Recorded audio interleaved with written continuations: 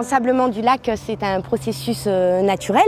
Si on veut préserver un certain équilibre entre les usages qui sont faits sur ces milieux et l'environnement, il faut calibrer l'enlèvement d'une certaine quantité de sédiments pour permettre notamment aux usages de se maintenir ici, que ce soit les activités ostréicoles ou de loisirs nautiques sur l'ensemble du lac. Donc après différentes études techniques et scientifiques qui ont été menées en amont, Max, le maître d'ouvrage de l'opération, a retenu la solution de moindre impact à la fois sur l'environnement et sur les activités humaines. Alors cette solution, c'est de procéder à une sorte de pompage d'un mélange d'eau et de sable, d'eau à 90%. Ce mélange qu'on va refouler par le biais de canalisations qui sont mises sur terre vers la plage de Santocha. Donc on va faire des digues de sable temporaires où on va déposer le mélange eau et sable. On va laisser l'eau décanter progressivement donc dans le sable sur la plage et le sable qui va rester va être mis en andin de façon linéaire sur la plage de Santocha. Ces andins, ils ont été conçus de façon à ce qu'on puisse procéder à un suivi analytique de la qualité des sédiments extraits. Alors, le sable a été caractérisé en amont, ça a fait l'objet de différentes analyses en phase d'études préalables pour dire voilà, est-ce que ce sable il est apte ou pas à être utilisé en rechargement de plage. La réponse a été oui. Sur cette base-là, les services instructeurs ont délivré l'autorisation. C'est une centaine de milliers de mètres cubes qui vont être utilisés sur la plage de Santocha.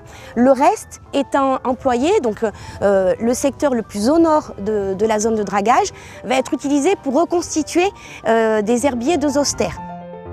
Nous, Eten Environnement, en tant qu'écologue, avant le démarrage des travaux, on a été vérifier une nouvelle fois que ce sable était apte à être utilisé en rechargement de plage et à être dragué. Mais également, en plus, en cours de chantier, on va faire un suivi des sables qui sont extraits. Donc tous ces andins qui vont pouvoir bénéficier d'une certaine traçabilité, ils vont être analysés au fur et à mesure du chantier. Il faut savoir que les normes utilisées, les seuils qu'on appelle les seuils de qualité, sont bien plus exigeants que les seuils qui sont utilisés pour caractériser les boues de stations d'épuration qui sont utilisés en épandage agricole. Ça veut dire que déjà on est dans des niveaux d'analyse et de caractérisation des sédiments qui est très poussé. Alors nous intervenons à minima une fois par semaine sur le chantier pour vérifier le bon déroulement. On va également faire des mesures de qualité des eaux de baignade sur les plages qui sont en aval du projet. On va également s'assurer, on l'a vu, de la qualité des sédiments. Donc ça, c'est des analyses régulières. Et également vérifier que tout ce qui est émergence de bruit respecte les conditions de l'arrêté préfectoral. Il y a plusieurs mesures phares environnementales qui ont été mises en place, notamment le rideau anti-turbidité. Il y a une drague qui va intervenir sur le secteur qui sera en fait entourée d'un rideau qui sera sur toute la profondeur de l'intervention et qui va éviter que la remise en suspension qui est générée par le travail de la drague n'impacte les milieux environnants. On a un partenaire local qui sont les aquanautes qui vont intervenir pour transférer toutes les espèces qu'on pourrait trouver, hippocampes, cygnates et toutes les espèces patrimoniales qu'on pourrait rencontrer, sur un autre secteur non concerné par les travaux.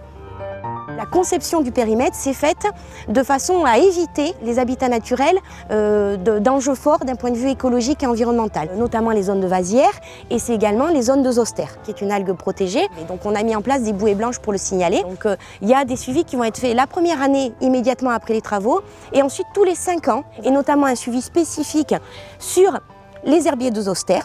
Également un suivi sur la zone de reposoir pour les laridés, la mouette mélanocéphale et le goéland marin, qui utilisaient les bancs de sable qui se formaient au sein du lac. En fait, notre rôle, c'est de valider l'efficacité des mesures mises en place et de proposer des mesures correctives si besoin.